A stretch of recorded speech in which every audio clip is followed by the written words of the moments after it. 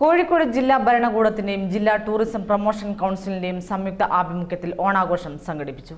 2 ദിവസങ്ങളിലായി വടകര ടൗൺ ഹാളിൽ വെച്ച് നടന്ന പരിപാടി മുല്ലപ്പള്ളി രാമചന്ദ്രൻ ഉദ്ഘാടനം ചെയ്തു.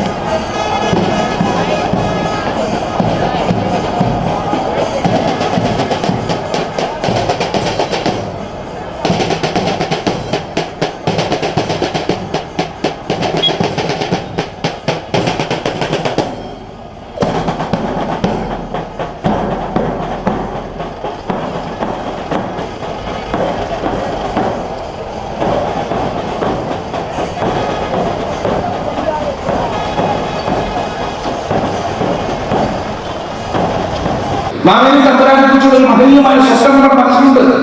ആരാണ് മാവേലി തമ്പുരാൻ? ആ മാവേലി തമ്പുരാൻ നാട് വാണിരുന്ന കാലം മനുഷ്യരെല്ലാവരും ഒന്നുപോലെ കള്ളവുമില്ല, ചതിയുമില്ല, എണ്ണോളമില്ല, പൊടിമകനമെന്നാണ് പറഞ്ഞത്. അതൊരു ഓർമ്മയാണ്. അതൊരു സുഖമായ ഒരു കാലഘട്ടത്തെ കുറിച്ചുള്ള നമ്മുടെ മനസ്സിലെ ഒരു വലിയ വലിയ ഒരു ഒരു ഒരു ചിന്തയാണ്, ഓർമ്മയാണ് എന്ന് ഞാൻ പറയാൻ ആഗ്രഹിക്കുന്നു. ആ സ്ഥിതി എന്താണ്?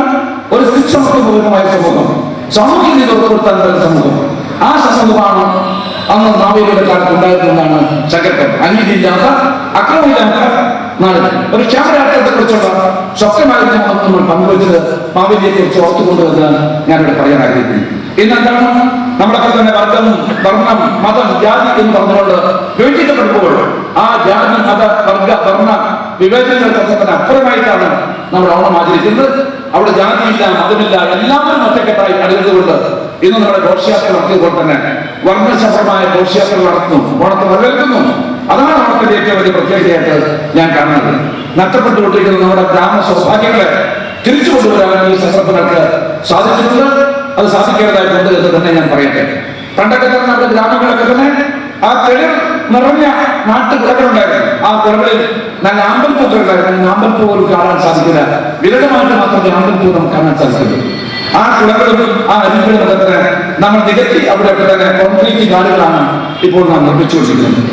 അതുപോലെ രാവിലെ നമുക്കറിയാം, നമ്മുടെ തൊഴുത്തിൽ കഴിച്ചുകൊണ്ട കന്നുകാലികൾ കൃത്യമായിട്ട് നമ്മുടെ തൊഴുത്തുകളിലേക്ക് തിരിച്ചു വരുന്ന കാലം ഉണ്ടായിരുന്നു. ഇന്ന് ആ പശുവിനെ അഴിച്ചു കഴിഞ്ഞാൽ പശുവിനെ തിരിച്ചു വരുന്ന അവസ്ഥയ്ക്ക് പശു എങ്ങോട്ടോ പോകുന്ന ഒരവസ്ഥാവിശേഷം ഉണ്ടായിരുന്നു. CK നാണു MLA അധ്യക്ഷത വഹിച്ച ചടങ്ങിൽ വടകര നഗരസഭാ chairperson PP Ranjini teacher, T Kelu, K Sreedharan, KK Mahamood, P Ashokan തുടങ്ങിയവർ സംസാരിച്ചു. ഓണാഘോഷത്തിന്റെ ഭാഗമായി പുതിയ ബസ് സ്റ്റാൻഡിൽ നിന്നും ടൗൺ ഹാളിലേക്ക് ഘോഷയാത്രയും സംഘടിപ്പിച്ചു.